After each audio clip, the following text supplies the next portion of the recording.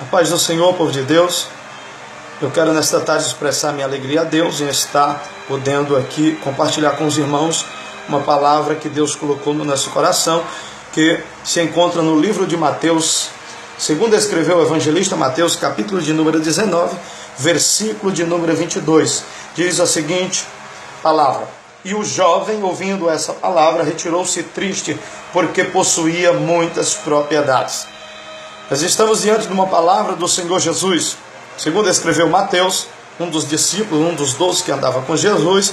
Nós sabemos muito bem que dos 4 evangelhos, apenas 2 deles andavam com Jesus, eram 2 dos seus discípulos, como é Mateus e João.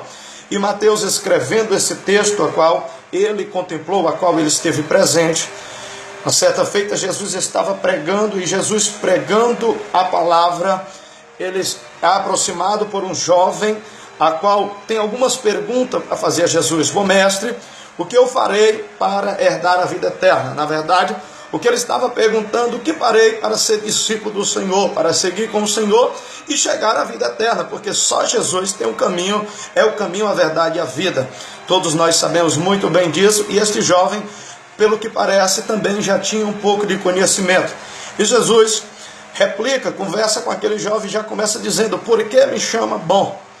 Se há só um que é bom, que é o nosso Deus.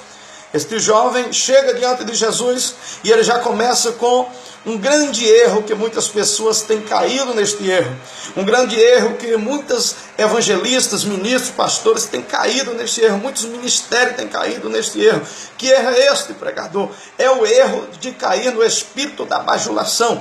Veja só que ele chega com o espírito de bajulação diante de Jesus, e Jesus sabia. Jesus tinha dentro de si, conhecia que ele era bom, mas ele entendeu que o sentido da voz, da fala daquele jovem não era elogiar a bondade de Jesus, mas era apenas um sentido de bajulação, uma maneira de como Jesus aceitar, agregar ele ao ministério sem cobrar nada dele. Estamos vivendo o tempo a qual os ministérios estão aceitando pessoas por bajulação, por espírito de bajulação, muitas vezes.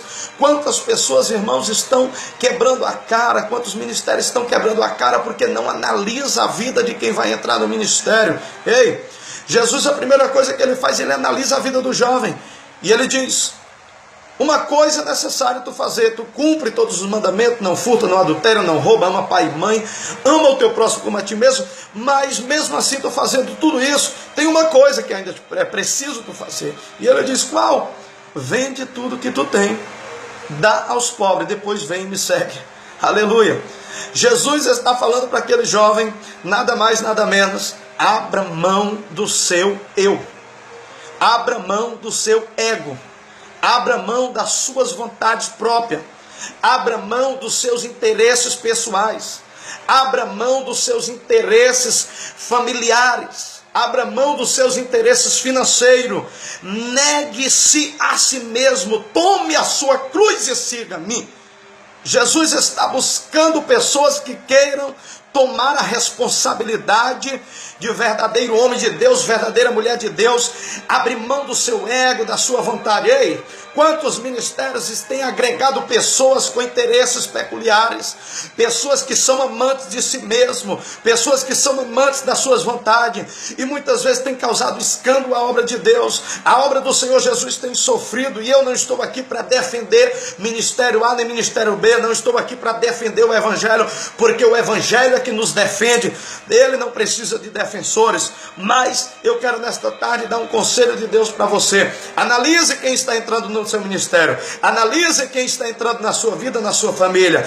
Não aceite bajuladores no seu ministério, porque bajuladores, eles vão lhe derrubar, mas na frente eles vão passar a perna em você. Faça como Jesus, tenha critérios rigorosos. Só aqueles que abrem mão do seu ego, que abrem mão da sua vontade, esses sim são dignos de seguir a Jesus, esses sim são dignos de aceitar o Senhor Jesus, esses sim são dignos de ter um ministério na terra dos viventes.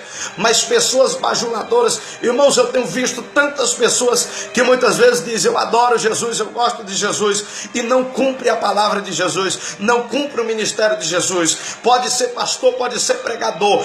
Aquele que não ama o Senhor Jesus e não cumpre os seus mandamentos não é digno dele.